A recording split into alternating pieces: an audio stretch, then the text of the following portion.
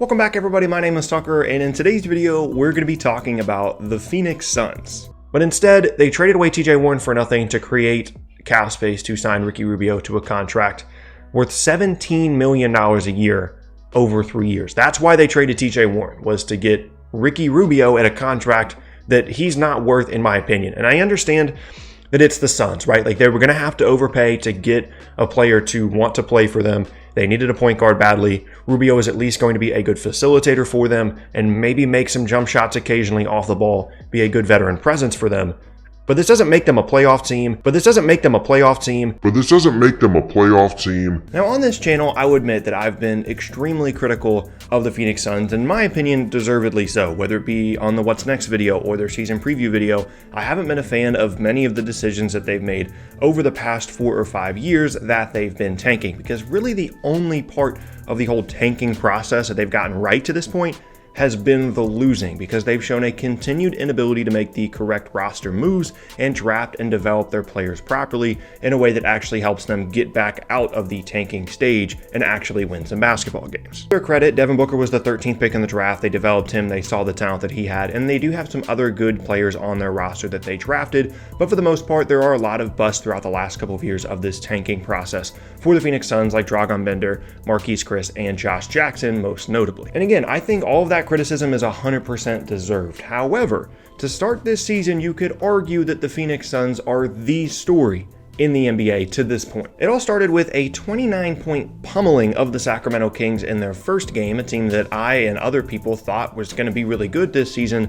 and now after a couple of games, they're sitting at 5-2 with a 3-game winning streak and the second best record in the Western Conference. And even then, with that 5-2 record, their 2 losses have both come by 1 point, one against the Jazz and the other on the road in Denver in overtime. And now they have a few days of rest before hosting 5 consecutive games at home in a stretch that will really determine whether this team is legit or not in the early season, because there are some good teams coming to Phoenix over the next couple of days. But for now, let's go ahead and take a look and see how this team has gone from league laughingstock to one of the biggest surprises of the season so far. Now, when you're looking at where this team improved this year compared to last year from a statistical standpoint, it's pretty easy to do because they pretty much sucked at everything last year. Last year, they had the 3rd worst offensive rating and the 2nd worst defensive rating, while this year they're top 10 in most team statistical categories and have the 10th best offensive rating and the 6th best defensive rating. But the real answers to this question in terms of how they've been able to turn things around to this point this year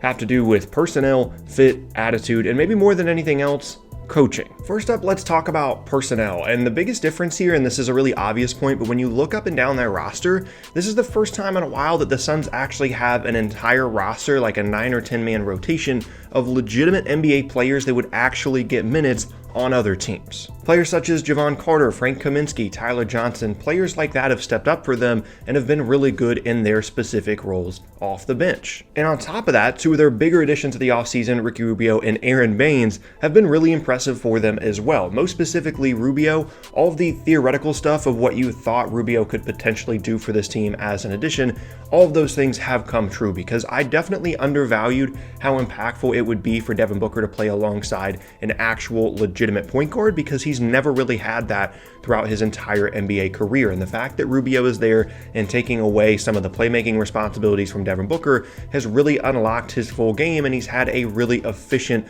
strong scoring and playmaking start to this season. Because remember, coming out of the draft, Devin Booker was seen as one of the most lethal off-ball shooters in the entire draft class, and then developed a lot of the on-ball skills that have made him one of the better scorers in the league, mostly out of necessity because of injuries and just not having a lot of other offensive talent on the roster. But now that Rubio is there, he gets to mix it in, and he doesn't just have to be all on ball all the time. Rubio can initiate the offense, he can score in ball screens, he can kick it out to Devin Booker and other shooters for easy looks to get him going, and then he can still go back and be an on-ball player and be really good in ball screens, as he has been for the last couple of seasons. And all of that comes together to create just such a more efficient offensive game and flow for the Phoenix Suns as a whole. And what's going to be really important for the long-term future of this partnership between Rubio and Booker is Rubio's continued ability to defend well as knock down shots off the ball when Booker does have the ball in his hands, because he is a more effective on-ball player than Rubio is,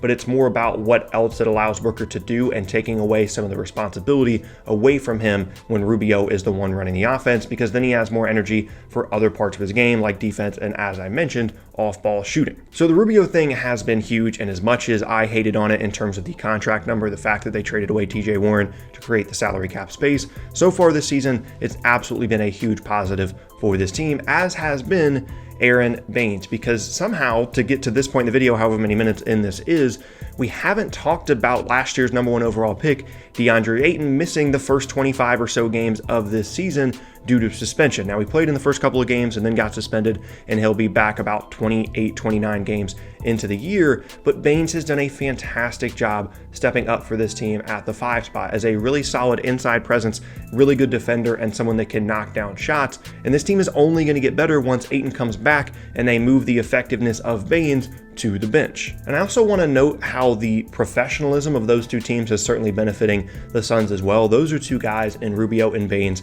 that want to win basketball games and are bringing a great attitude and energy to this team, and that's one of the bigger differences I've seen in them as well. This is a team that wants to win games. This is a team that's playing well together that also has to be connected to the coaching of new head coach Monty Williams, who has been a well-respected coach, whether it be as a head coach or as an assistant for the last couple of seasons, and finally got another shot at a head coaching job in Phoenix. And although it's still early, he's done a fantastic job in turning around this franchise, whether it be his schemes, getting Rubio more involved on ball, getting Booker more off-ball looks, whether it be just getting these guys up for every single game. Their improvement defensively has been amazing as one of the better defensive teams in the entire league after being one of, if not the worst defensive teams in the entire league over the last couple of seasons. Yes, there have been personnel changes, as I've noted, but you can't discount how good of a job Monty Williams has done at coaching this group of guys, coming from a situation in which all of these guys that have been on the team, all they know in the NBA is losing. Like, yes, Baynes and Rubio, some of these other players know what it's like to win in the NBA,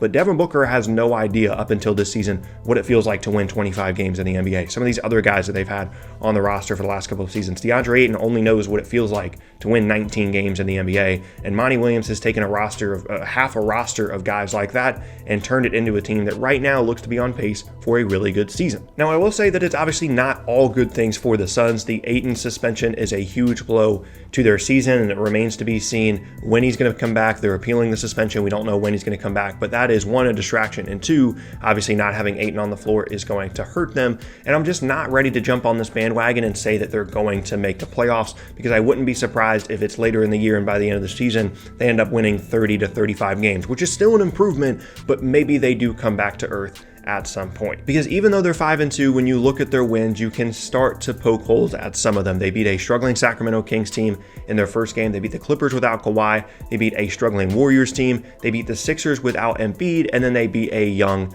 Memphis Grizzlies team. Now, it's always good to win games, and as I said, even the 2 games that they lost were against good full-strength teams that they only lost by a single point, but maybe you could start to poke holes in that if you wanted to. But I don't want to harp too much on that and start criticizing this team again, because it's been all good things for them, certainly relative to expectations and just in general for the Suns to start this season. And I can't give enough credit to those new guys coming in, Rubio and Baynes. I can't give enough credit to Monty Williams, to Devin Booker for adjusting his game, and for this team as a whole just buying into winning games in the NBA. I'm not 100% certain that it's going to be an incredibly sustainable thing throughout the season. I'm still doubtful that they're going to make the playoffs. It's possible, but I need to see more out of them first. Kind of like how the Sacramento Kings started last season. They started well, and I was still in kind of wait and see mode, and they continued to look good and then just kind of faltered at the end in terms of the playoff push. I wouldn't be surprised if a similar situation occurs for the Suns this season. But even if that did happen and they weren't able to make the playoffs, this is still a huge,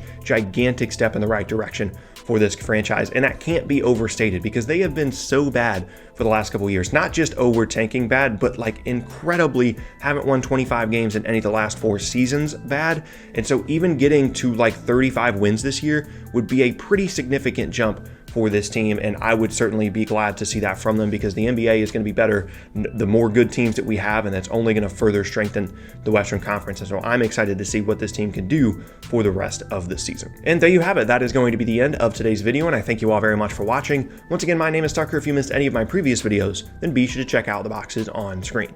Thanks again, and I'll see you all next time.